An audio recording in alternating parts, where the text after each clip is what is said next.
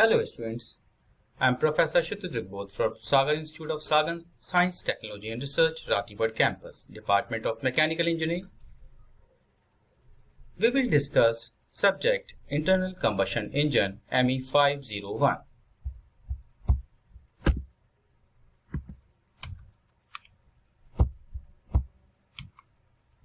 So, in this, we will discuss Unit 1, Topic 1, Basics of IC Engine, a source of power for automobile. So first of all, a question that is, what is an engine? Because of जब भी हम एक engine के बारे में सोचते हैं, बड़ी एक कॉम्प्लिकेटेड सी डिवाइस जो है वो हमारे माइंड में आती है. हमको लगता है कि इंजन क्या है, बहुत सारे पार्ट्स हैं इसके अंदर और बहुत ज़्यादा कॉम्प्लिकेटेड डिवाइस है. बट यही डिवाइस है जो आपके डिफरेंट ऑटोमोबाइल्स को, डिफरेंट व्हीकल्स को पावर देता है.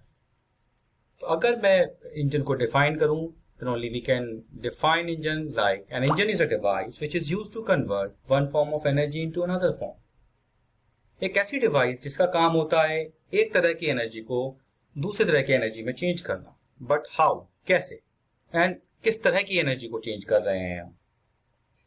तो हम नॉर्मली इंजन में देखते हैं कि नॉर्मली हम अपनी गाड़ी की बात करें तो गाड़ी में हम करते क्या है, पेट्रोल टैंक होता है उसमें पेट्रोल डलवाया, डीजल टैंक होता है उसमें डीजल डलवाया. उसके बाद उस पेट्रोल या डीजल को हम जो है ट्रांसफर करते हैं टू द इंजन, और वहां इंजन में जाने के बाद वो पेट्रोल या डीजल जलता है और जलने के बाद हमारा जो व्हीकल है वो मूव करता है. तो हम देख रहे हैं कि यहाँ पर एक फॉर्म ऑफ एनर्जी को दूसरी फॉर्म ऑफ एनर्जी में चेंज कर रहे हैं. हमने पेट्रोल लिया, पेट्रोल और एयर का मिक्सचर जो है वो दैट इज केमिकल एनर्जी जो हम देखते हैं वहां पर. दूसरा, उस केमिकल एनर्जी को हम थर्मल और फिर मैकेनिकल वर्क में चेंज करते हैं. अगर मैं इंजन की बात करूं तो इंजन आप सभी लोगों ने देखे हैं, बाइक में एक छोटा सा इंजन होता है 110 सीसी का. उसके बाद अगर हम और भी आए तो 350 सीसी के इंजन होते हैं, 500 सीसी का इंजन जो हम नॉर्मल यूज कर रहे हैं. उसके बाद 800 CC, 900 CC, 1200 CC, 1500 CC, 2500 CC, और जितनी भी रिक्वायरमेंट पावर की हमारी बढ़ती जाती है उतना जो आपका सीसी है इंजन का वो बढ़ता जाता है. तो अगर मैं ब्रॉडली देखूं तो एक ऐसी डिवाइस जिसका यूज हम पावर जनरेशन के लिए करते हैं टू ड्राइव आवर ऑटोमोबाइल्स और व्हीकल, इंजन बोलते हैं. अब अगर मैं नॉर्मल इंजन को एक स्पेसिफिकली डिस्क्राइब करूं तो स्पेसिफिकली डिस्क्राइब हम कर सकते हैं, heat engine is a device which transform the chemical energy of fuel into the thermal energy and utilize this thermal energy to perform useful work. The thermal energy is converted into mechanical energy in heat engine. तो as we have discussed, हम कर क्या रहे हैं, हमने petrol डाला engine के अंदर और वहां पर उसको बर्न किया. जैसे ही हम बर्न करते हैं, बर्न करने के भी दो तरह के, या तो हम ऐसा इंजन अगर है, पेट्रोल इंजन है तो स्पार्क प्लग होता है, या सीआई इंजन अगर है तो will use the compression method कि हम उसको गैस को इतना कंप्रेशन करते हैं, इतना कंप्रेस करते हैं एयर को कि जब हम उसमें फ्यूल इंजेक्ट करते हैं तो वो ऑटो इग्नाइट कर जाता है. तो ये तरीके हैं उसको बर्न करने के. तो हम कर क्या रहे हैं, हमने फ्यूल लिया that is in chemical energy, उसको फिर हमने बर्न किया. तो बर्न करने के बाद that converts into thermal energy, और थर्मल एनर्जी में जब बर्न करेंगे तो गैसेस जनरेट होती हैं, हॉट गैसेस होती हैं जो बहुत ज्यादा फोर्स एक्सर्ट करती हैं हमारे पिस्टन के ऊपर. और जैसे ही पिस्टन के ऊपर फोर्स एक्सर्ट करती हैं, पिस्टन मूव करता है टीडीसी टू बीडीसी. और जब पिस्टन मूव करता है तो क्या हो रहा है, केमिकल को थर्मल में किया और थर्मल जैसे ही एनर्जी रहा, जब पिस्टन मूव करेगा तो वो मैकेनिकल वर्क चालू कर देता है. तो ये एक पूरा इंजन का काम होता है कि एक फॉर्म ऑफ एनर्जी को दूसरी फॉर्म ऑफ एनर्जी में चेंज करना. हीट इंजन भी अगर मैं ब्रॉडली क्लासिफाई करूं तो दो तरह के होते हैं, internal combustion engine and external combustion engine. So here we can see down there the how different energies are converted into engine, chemical into thermal energy and then thermal into mechanical work. Now how we'll classify, because of as we have discussed in the last slide कि heat engine भी IC engine और EC engine दो तरह के engines होते हैं. But यहाँ हम because of IC engine subject पढ़ रहे हैं तो will mainly concentrate on the classification of IC engine कि IC engine internal combustion engine जो है वो कितने तरह के classification होते हैं. So if we can see over here, heat engine broadly we can classify internal combustion engine and external combustion engine. जब हम इंटरनल कंबशन इंजन को क्लासिफाई फर्दर करते हैं, then only internal combustion engine is also of two type, reciprocating type and rotary type. Normal हम जो use करते हैं अपनी गाड़ी के अंदर जितने भी हमारे इंजन हैं वो सारे के सारे इंजन हमारे रेसिप्रोकेटिंग टाइप होते हैं। रोटरी टाइप इंजन एक नॉर्मल वेंकल इंजन होता है, गैस टरबाइन में नॉर्मली जैसे हम यूज करते हैं, या वेंकल इंजन जो होता है that is rotary type of engine. But हम मैक्सिमम जो हमारी व्हीकल्स हैं, सारी व्हीकल्स के अंदर हमारे रेसिप्रोकेटिंग इंजन यूज होते हैं। अब रेसिप्रोकेटिंग इंजन जो होते हैं हम उसको भी सब क्लासिफाई कर सकते हैं, and then only how we can sub classify. Reciprocating engine में हम देखते हैं कि पिस्टन ऊपर नीचे मूव कर रहा है, बैक एंड फोर्थ मूव कर रहा है। तो वहां पर भी दो तरह की गाड़ियां होती हैं, या तो पेट्रोल गाड़ी होती है या डीजल गाड़ी होती है।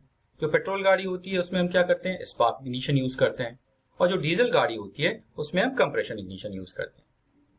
Spark ignition and compression ignition का मतलब, स्पार्क का मतलब यह है कि पेट्रोल इंजन या पेट्रोल की जो गाड़ी होती है, हम उसमें जो फ्यूल होता है उसको जलाने के लिए व्हाट वी आर डूइंग, उसको जलाने के लिए हम यूज कर रहे हैं स्पार्क का।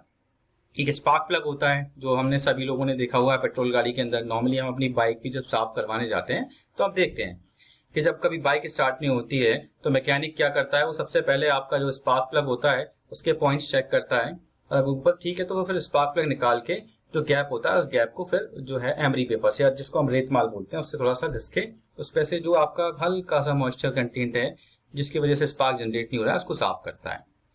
दूसरा होता है कंप्रेशन इग्निशन इंजन। तो जितनी भी डीजल गाड़ियां हैं हमारी, जितनी भी गाड़ियों में डीजल डलता है, वहां उन सब डीजल वाली गाड़ियों में हम जो यूज करते हैं मेथड ऑफ इग्निशन वो करते हैं compression ignition method. Compression ignition में हम क्या कर रहे हैं, कंप्रेशन इग्निशन में हम पहले एक साथ डीजल और एयर को एक साथ नहीं डालते हैं। हम इसमें क्या करते हैं, पहले हम एयर को अकेले इसमें लेते हैं, और एयर को लेने के बाद एयर को कंप्रेस करते हैं और उसका टेम्परेचर इंक्रीज करते हैं, और एयर का टेम्परेचर इतना ज्यादा इंक्रीज करते हैं कि when will throw the diesel in spray form, तो जैसे ही वो डीजल एयर के साथ मिलता है दैट डीजल ऑटो इग्नाइट। तो हम यहाँ ऑटो इग्निशन तक लेके आ रहे हैं, उसको इतना ज्यादा कंप्रेस कर रहे हैं कि जैसे ही डीजल को हम स्प्रे करें with the help of injector वो ऑटो इग्नाइट हो। तो इस तरह का जो कंप्रेशन होता है उसको हम बोलते हैं कंप्रेशन इग्निशन। वापस जब हम फर्दर और क्लासिफाई करेंगे स्पार्क इग्निशन इंजन को, तो spark ignition engine also classified as petrol engine and gas engine. Normally हम देखते हैं कि पेट्रोल इंजन तो आपके पेट्रोल के रिफिलिंग स्टेशन हर जगह ही हैं। अभी धीरे धीरे आपके गैस के रिफिलिंग स्टेशन भी बन रहे हैं, बट व्हाट हैपेंस, कुछ लोग हैं ना पेट्रोल वाली गाड़ियों में ही गैस एलपीजी भी लगा के चला लेते हैं, बट उसका एक अच्छा इफेक्ट आपके इंजन के ऊपर नहीं होता है। वापस अगर मैं पेट्रोल को सब क्लासिफाई करूं तो petrol engine is also 2 stroke and 4 stroke. 2 stroke and 4 stroke it depends upon कि एक इंजन अपनी पूरी फंक्शनिंग कितने स्ट्रोक में कंप्लीट करता है। अगर इंजन अपनी पूरी फंक्शनिंग 2 स्ट्रोक्स के अंदर कंप्लीट करता है then only that is known as 2 stroke engine, and if an engine performs its whole functioning in 4 stroke then only engine is known as 4 stroke engine. If we'll talk about the compression ignition, then again compression ignition engine में will use oil engine और diesel engine, जो हम broadly बोलते हैं diesel engine will use. In same case as we have classified in case of petrol engine, again we can classify 2 stroke and 4 stroke engine in case of compression ignition or diesel engine. Again, if we'll complete the whole process in 2 stroke, then only the engine is known as 2 stroke engine. If we'll complete the whole functioning or a cycle in 4 stroke, then only it is known as 4 stroke engine. अब अगर मैं वापस और classify करूं इस engine को, if I'll classify on the basis of different parameters, तो मैं क्लासिफिकेशन ऑफ इंजन को मैं देख सकता हूं कि मैं इंजन को, और अगर मैं अंदर क्लासिफिकेशन में चाहूं then only I can classify on the basis of stroke और cycle. As we have discuss के अगर पूरा साइकिल हमारा कंप्लीट हो रहा है 2 स्ट्रोक्स के अंदर तो उसको हम बोलते हैं 2 stroke engine. As in case of जो पुराने हमारे स्कूटर्स के इंजन थे what we were doing there, वो हमारे 2 स्ट्रोक्स इंजन होते थे, तो उसमें suction compression and expansion exhaust, ये पूरा जो स्ट्रोक्स हैं आपके वो पूरा आपका सिंगल रेवोल्यूशन आपका जो है वो क्रैंक शाफ्ट में कंप्लीट हो जाते हैं। अगर मैं 4 स्ट्रोक की बात करूं तो 4 स्ट्रोक में क्या होता है, आपके 4 स्ट्रोक अलग अलग होते हैं। सक्शन स्ट्रोक अलग होता है, कंप्रेशन अलग होता है, एक्सपांशन स्ट्रोक अलग होता है और एग्जॉस्ट स्ट्रोक अलग होता है। 2 स्ट्रोक में क्या होता है, सक्शन कंप्रेशन स्ट्रोक एक साथ होते हैं, एक्सपांशन एग्जॉस्ट एक साथ होते हैं। अगर मैं वापस इसको क्लासिफाई करूं on the basis of combustion, तो एज वी हैव डिस्कस कि हम कंबशन के बेसिस पे इंजन को डिसाइड कर सकते हैं कि हमारा जो इंजन है वो स्पार्क इग्निशन इंजन है या कंप्रेशन इग्निशन इंजन है। If our engine is spark ignition engine, then only what we'll do, we'll use the spark to ignite the air fuel, while in the case of compression ignition, we'll compress the air and then we'll spray the diesel, that diesel auto ignite. So this is the difference how we are igniting the fuel. Now the third is on the basis of cooling. Then on the basis of cooling we can see on the water cooled engine and air cooled engine. जितनी भी हमारी छोटी गाड़ियां होती हैं, bikes होती हैं, two wheelers होती हैं, उसमें नॉर्मली हम यूज करते हैं एयर कूल्ड इंजन। और जो हमारी बड़ी गाड़ी होती हैं, बड़े व्हीकल्स होते हैं like car, trucks, tractors, buses, उसमें हम वाटर कूलिंग सिस्टम यूज करते हैं। वाटर कूलिंग सिस्टम में एक रेडिएटर होता है, वो पूरा वाटर जो होता है उस रेडिएटर हीट पूरी इंजन से लेके and with the help of radiator that moves. तो इस तरह से हम कूलिंग करते हैं बड़े इंजन्स में। छोटे इंजन्स में हेड होता है, हेड के ऊपर हमारी फिन्स होती हैं और वो फिन्स डायरेक्ट कांटेक्ट में होती हैं एयर के। तो in this method air cool system में हम उन फिन्स के थ्रू हीट डिसिपिएट करते हैं। The next is valve mechanism, कि हम वॉल्व मैकेनिज्म या वॉल्व का मूवमेंट किस तरह से करवा रहे हैं। हम पुश रॉड मैकेनिज्म यूज कर रहे हैं या हम ओवरहेड कैमशाफ्ट यूज कर रहे हैं। पुश रॉड मैकेनिज्म में एक बकेट होती है, पुश रॉड होती है, देन ओनली वो हम इतनी सारी मैकेनिज्म यूज करके वॉल्व को ओपन करते हैं। जबकि ओवरहेड कैमशाफ्ट में हमें बकेट और पुश रॉड की जरूरत ज्यादा नहीं होती है। जो हमारे वॉल्व्स होते हैं, जो हमारा कैम होता है, जो कैम लोब्स होते हैं, वो डायरेक्टली हमारे वॉल्व के ऊपर अटैच होते हैं। तो इस वजह से क्या होता है, जो रिस्पॉन्स टाइम जो है हमारा वो बहुत ज्यादा कम हो जाता है और हाई स्पीड इंजन में हम इस तरह की मैकेनिज्म को यूज करते हैं। Then only we can also classify on the basis of cylinder arrangement, कि किस तरह से हमारे इंजन के अंदर सिलेंडर किस तरह से लगे हुए हैं। सारे इंजन के अंदर सारे सिलेंडर्स हमारे एक लाइन में लगे हुए हैं, तो जिसको लाइन अरेंजमेंट बोलते हैं। सारे सिलेंडर्स जो हैं हमारे, ऐसा तो नहीं कि वी शेप में लगे हुए हैं, तो दो रो लगी हुई हैं हमारी सिलेंडर्स की और वो वी शेप में जुड़ी हुई हैं। एक अपोज टाइप होता है, मॉन्टो टाइप होता है, एक्स टाइप हमारे इंजन होते हैं, रेडियल टाइप हमारे अरेंजमेंट्स होते हैं, एच टाइप अरेंजमेंट होते हैं। तो ये सारे अरेंजमेंट्स हमारे सिलेंडर के होते हैं। तो हम इसके बेसिस पर भी इंजन को क्लासिफाई कर सकते हैं। Now will discuss all these criteria one by one in detail. So first criteria and how we can classify the engine, that is according to the basis of engine design. As we have discuss कि engine हम जो बात करते हैं classification की, तो हमने पहले भी देखा लास्ट स्लाइड में कि we can classify the engine on the basis of movement of the piston. In the first one is reciprocating engine. In reciprocating engine what we can see here, these are the pistons and these piston moves up and down like this, so that's why it produces a reciprocating motion. While the second one is the rotary, which we can see over here. In this engine, the movement is like rotor of this rotary, so that's why it is known as rotary engine. The second is according to the type of fuel used, because it is very important which type of fuel we are using in our vehicle. So as we have discussed the two basic fuel for the vehicle, and the first one is petrol engine. Normally जो हम अपनी सभी गाड़ियों में अपने डलवाते हैं, vehicles में आपने देखा भी होगा, जो गाड़ियां आती हैं वो दो तरह से रहती हैं हमारी। पेट्रोल की गाड़ी आती है, डीजल गाड़ी, जिसको हम मोटर बोलते हैं कि पेट्रोल गाड़ी और डीजल गाड़ी। But that is on the basis of engine, कि हमारा इंजन पेट्रोल पे चलेगा या डीजल पे चलेगा। तो petrol engine, diesel engine, gas engine जिसमें हम नॉर्मली सीएनजी या एलपीजी भी बोलते हैं, और एथनॉल और मेथनॉल इंजन। थर्ड क्लासिफिकेशन जब भी हम करते हैं according to the number of strokes पर cycle, as we have discussed in the previous slide, कि हमारी गाड़ी 2 स्ट्रोक है या 4 स्ट्रोक है। हम अपना टोटल जो साइकिल है वो 2 स्ट्रोक्स में अपनी प्रोसेस 2 स्ट्रोक में खत्म कर रहे हैं या 4 स्ट्रोक में खत्म कर रहे हैं। एज वी हैव डिस्कस्ड कि जब भी हम 2 स्ट्रोक इंजन की बात करते हैं या जब भी हम 4 स्ट्रोक की बात करते हैं, 4 स्ट्रोक आपका इंजन में आपकी 4 डिफरेंट प्रोसेस, आपकी पूरा कंप्लीट साइकिल करने के लिए आपको 4 स्ट्रोक कंप्लीट करने, ओनली इन 4 स्ट्रोक इंजन हम उसको 4 स्ट्रोक में कंप्लीट करते हैं.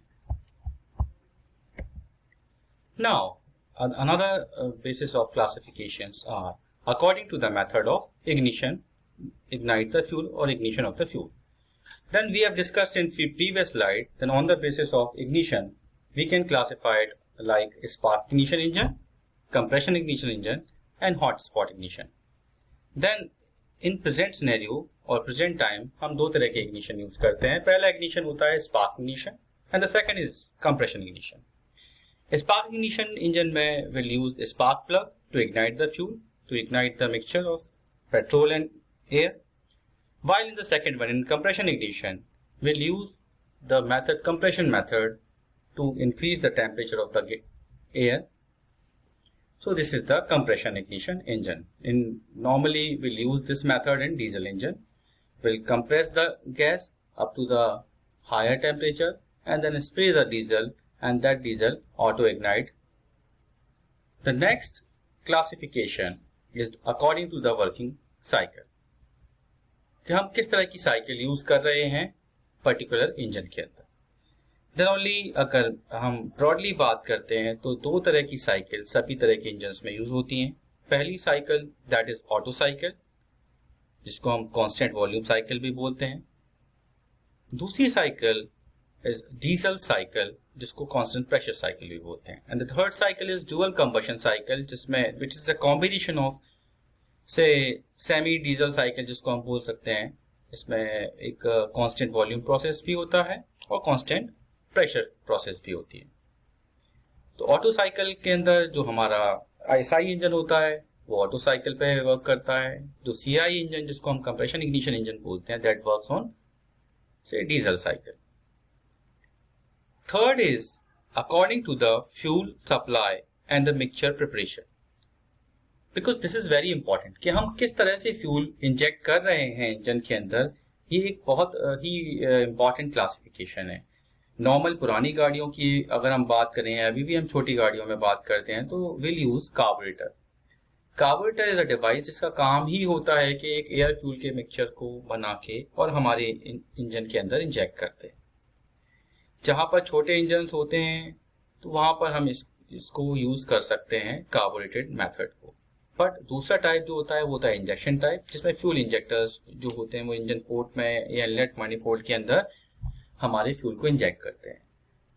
तो जितनी भी अब नई गाड़ियां आ रही हैं वहां हम MPFI की ही बात करते हैं, multi point fuel injection system की बात करते हैं. नई जितनी भी 4 व्हीलर्स हैं उन 4 व्हीलर्स के अंदर हमने कार्बोरेटर सिस्टम को रिप्लेस कर दिया है MPFI सिस्टम के साथ.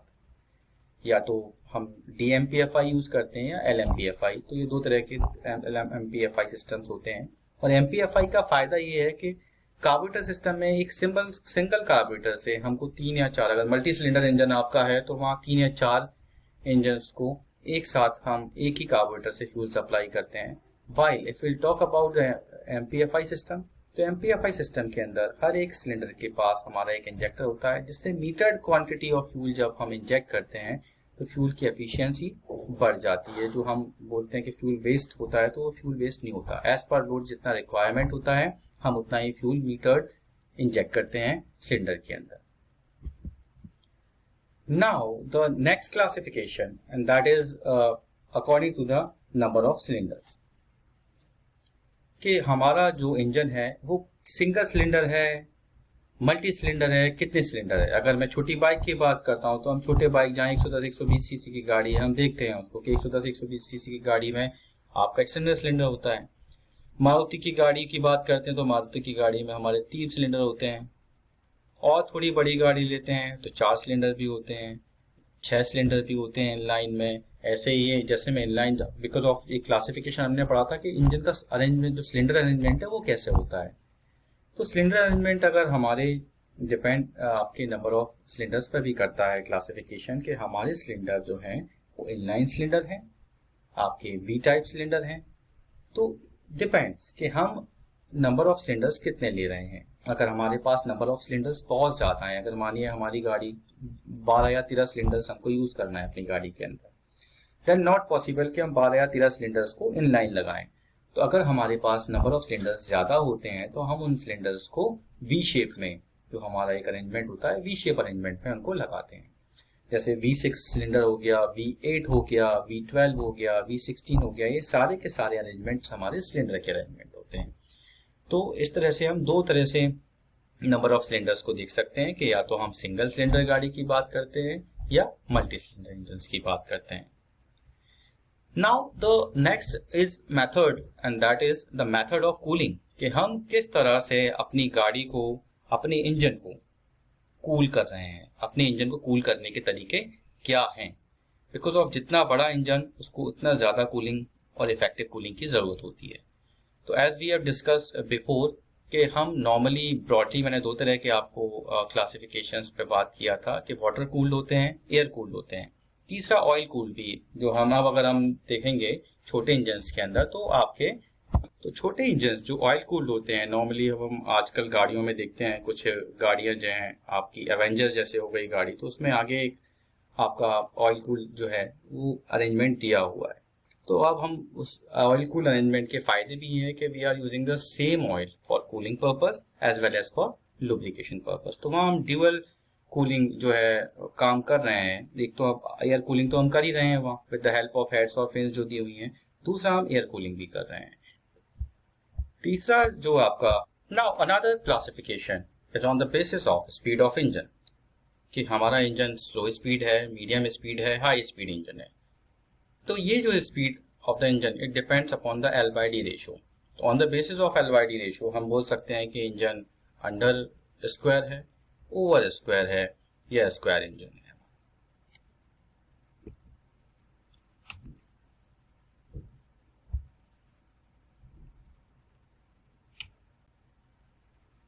Now, another classifications of engines on the basis of cylinder arrangements, as we have discussed in previous slide as well. Then only here we can clearly see the different arrangements. Here we can see this is the inline arrangement. Here this is the V-type engine arrangement. This is horizontal arrangement. These are the opposed cylinder type arrangement. This is S-type, this is W-type, and this is radial type. So these are the different cylinder arrangements. Now another is the valve or port design and location. As we have discussed, then on the basis of valve arrangement we can say the push-rod mechanism and the overhead camshaft. So push-rod mechanism is older type of mechanism. Right now in present scenario, in present days, we are using overhead type valve arrangement for different automobiles. So here we can see the overhead arrangement, different arrangements. It's a overhead I-type arrangement, overhead L-type, T-type. Normal हम जो L type arrangement होता है वो T stroke engine के अंदर use करते हैं। बाकी आई टाइप, टी टाइप जो arrangements here we can see this is the T type arrangements, ये हम जो 4 स्ट्रोक गाड़ियां होती हैं उन गाड़ियों के अंदर यूज करते हैं। Now the another classification and that is on the based of ignition, कि हम जब भी फ्यूल को बर्न कर रहे हैं, हमने बोला स्पार्क इग्निशन इंजन है, इट्स गुड, बट इग्निशन जब भी हम बात करते हैं स्पार्क इग्निशन की, तो हम किस तरह से गाड़ी को चालू कर पा रहे हैं या इग्निशन दे पा रहे हैं। तो स्पार्क इग्निशन में भी स्पार्क आता कहाँ से है, ये एक बहुत इंपॉर्टेंट क्वेश्चन है। सो उसके बेसिस पे कि हम किस तरह से जो भी इग्नाइटिंग मीडियम है हमारा, हम उसको स्पार्क कहाँ से दे रहे हैं इग्निशन के लिए, उतना इग्नाइट करने के लिए किस तरह से हम उसको दे पा रहे हैं। तो ये डिपेंड करता है हमारा कि हम किस तरह का इग्निशन सिस्टम यूज कर रहे हैं। On the basis of this broadly 2 तरह के इग्निशन सिस्टम्स हम यूज करते हैं। पहला इग्निशन सिस्टम जो है वो उसको हम बोलते हैं battery ignition system. Battery ignition system के अंदर as we can see, this is the systematic diagram of the battery ignition system. यहाँ हमारी बैटरी होती है, ये एक कॉइल होता है, यहाँ से हम बैटरी से कॉइल में जाता है, कॉइल से आने के बाद हम जो भी है यहाँ से हम देखिए बैटरी हमने स्टार्ट किया, बैटरी स्टार्ट करने के बाद कॉइल में, एंड कॉइल से स्टार्ट करने के बाद हम डिस्ट्रीब्यूटर पे करंट फ्लो कराते हैं। और यहाँ इस डिस्ट्रीब्यूटर के अंदर as clearly we can see कि अगर 4 स्पार्क प्लग्स हैं तो हमारे यहाँ 4 जिसको कॉन्टैक्ट्स हैं, और ये CB पॉइंट होता है जो ब्लू वन है, जिसको हम कंटेंट ब्रेकिंग पॉइंट बोलते हैं। तो जब जब ये सीबी पॉइंट जिस पॉइंट को टच करता है, पर्टिकुलर उस सिलेंडर के अंदर स्पार्क जनरेट होता है। तो इस तरह से हम स्पार्क इग्निशन इंजन के अंदर अलग अलग सिलेंडर्स को डिफरेंट टाइम्स पर स्पार्क देके इग्नाइट करते हैं। दूसरा सिस्टम जो होता है वो मैग्नेटो इग्निशन सिस्टम होता है। इसमें हम देयर नो बैटरी नहीं होती है हमारी, और ये जो सिस्टम होता है हमारा स्पीड के हिसाब से, जितना जितना हम गाड़ी का स्पीड बढ़ाते जाते हैं उतनी स्पीड के हिसाब से आप उतना ज़्यादा करंट फ्लो होता रहता है। तो इस सिस्टम के अंदर भी हमारा एक मैग्नेटो सिस्टम होता है। जैसे हम अपने स्कूटर में देखते हैं, किक मारते थे, जो पुराने समय में हम स्कूटर के अंदर किक मारते थे, किक मार के स्कूटर स्टार्ट होता था, तो वहाँ मैग्नेटो इग्निशन सिस्टम यूज करते थे हम। एंड देन ओनली वो मैग्नेटो सिस्टम से अगेन द सेम मोड से होता हुआ हमारा पॉइंट एंड ब्रेकिंग पॉइंट पे आता था, अलग अलग पॉइंट्स को टच करता था, और फिर जिस पॉइंट को भी टच करता था उस पर्टिकुलर पॉइंट स्पार्क प्लग के अंदर हम स्पार्क प्रोड्यूस कर पाते थे। तो इस तरह से ये दो डिफरेंट तरीके हैं, जिन दो डिफरेंट तरीकों के माध्यम से हम अपने जो भी स्पार्क प्लग है उस तक स्पार्क पहुंचा पा रहे हैं। Thank you.